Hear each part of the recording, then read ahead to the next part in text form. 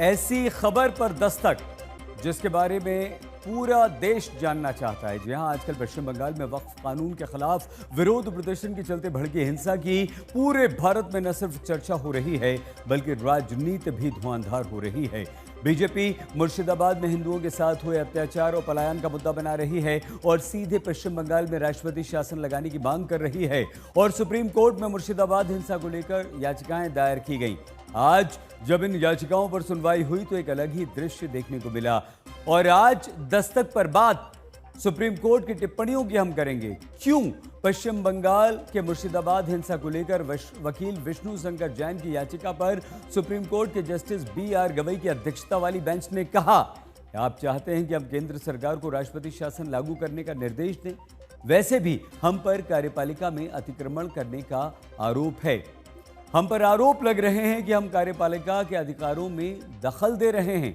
और क्यों मुर्शिदाबाद हिंसा को लेकर दाखिल 2 जनहित याचिकाओं को सुप्रीम कोर्ट के जस्टिस सूर्यकांत और जस्टिस N कोटेश्वर सिंह की बेंच ने सुनने से ही मना कर दिया।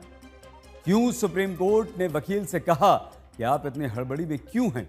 एक तरफ तो बीजेपी मुर्शिदाबाद हिंसा को लेकर ममता बनर्जी के विरुद्ध बेहद आक्रामक रुख अपना रही है और दूसरी तरफ मुर्शिदाबाद हिंसा को लेकर दायर की गई याचिकाओं पर सुप्रीम कोर्ट की तरफ से अलग ही टिप्पणियां हमें देखने को मिल रही। तो आखिर ऐसा क्यों है, आइए समझते हैं। मुर्शिदाबाद हिंसा पर विष्णु जैन ने आखिर क्या मांग कर दी। कल मुर्शिदाबाद हिंसा को लेकर सुप्रीम सुनवाई में क्या होगा। क्या पश्चिम बंगाल में राष्ट्रपति शासन लगने की संभावना है। क्या मुर्शिदाबाद हिंसा को लेकर ममता सरकार खतरे में है। क्या ममता को वक्फ कानून के खिलाफ बोलना महंगा साबित होगा। जिस तरह से ममता बनर्जी वक्फ कानून के खिलाफ बंगाल में मुसलमानों के साथ खुलकर खड़ी नजर आईं और जिस तरह से बंगाल में वक्फ कानून के खिलाफ आक्रामक विरोध प्रदर्शन के चलते हिंसा भड़क गई, तो क्या ममता बनर्जी को उसका खामियाजा भुगतना पड़ सकता है। क्योंकि बीजेपी ने मुर्शिदाबाद में हुई हिंसा को न सिर्फ तगड़ा मुद्दा बना दिया है बल्कि बीजेपी ये भी कह रही है कि मुर्शिदाबाद में हिंदुओं के साथ अत्याचार हुआ है और बीजेपी ने मुद्दा हिंदुओं से ममता की नफरत का बना दिया है। ये सच्चाई है कि ममता बनर्जी हिंदुओं से नफरत करती है। यही अगर किसी मुसलमान भाई के साथ अत्याचार हुआ होता तो ममता बनर्जी वहां हो हल्ला काट कर 3 दिन से कैंप करके बैठी। उनका सुनते आते थे कि सो वो मुसलमान इस्लाम खतरे में है या मुस्लिम खतरे में। अब यहाँ चल रहा नया नैरेटिव कि हिंदू खतरे में। क्यों खतरे में है भाई। चीफ मिनिस्टर है कि हिंदुओं के भी चीफ मिनिस्टर, सबका चीफ मिनिस्टर है।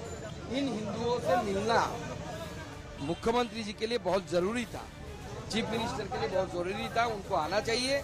ये पहले शुरुआत की इन्होंने, अगर आपको याद है, दीदी का अपमान करने की। दीदी ओ दीदी ओ दीदी ओ दीदी।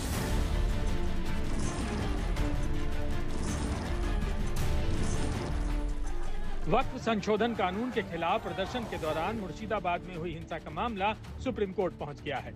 ठीक वैसे ही मोदी सरकार के वक्फ कानून के खिलाफ 70 याचिकाएं सुप्रीम कोर्ट पहुंच गई हैं। अब विष्णु शंकर जैन से लेकर कई और वकीलों ने बंगाल के मुर्शिदाबाद में भड़की हिंसा को लेकर याचिकाएं दाखिल की हैं, जिस पर आज सुप्रीम कोर्ट में सुनवाई हुई। लेकिन इन याचिकाओं पर सुप्रीम कोर्ट की तरफ से जो टिप्पणियां की गई वो वाकई गौर करने वाली है। तो सुनिए। वकील विष्णु शंकर जैन ने सुप्रीम कोर्ट में याचिका दायर कर बंगाल में राष्ट्रपति शासन लागू करने समेत राज्य में अर्धसैनिक बलों की तैनाती करने की मांग की। विष्णु जैन ने जस्टिस गवई की पीठ से कहा कि राज्य में मौजूदा हिंसा को देखते हुए अर्धसैनिक बलों की तत्काल तैनाती की आवश्यकता है।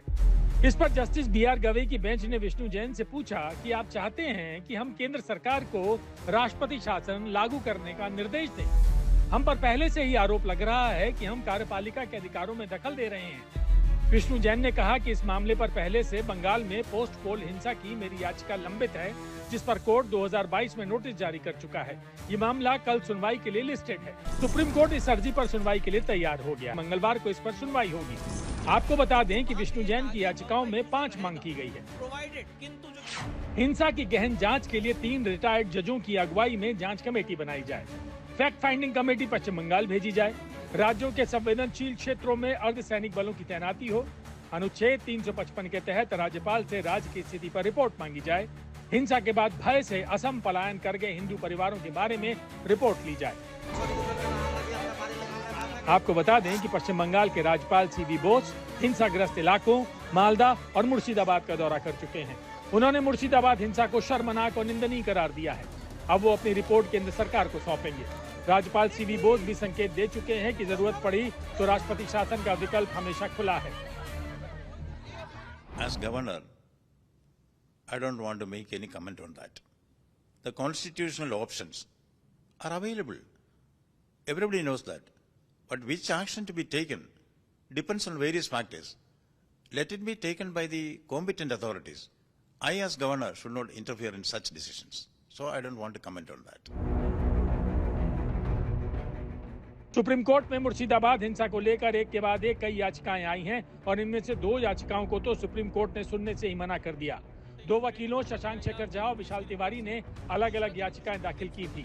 इन याचिकाओं में हिंसा की निष्पक्ष जांच और लोगों की सुरक्षा की मांग की गई थी।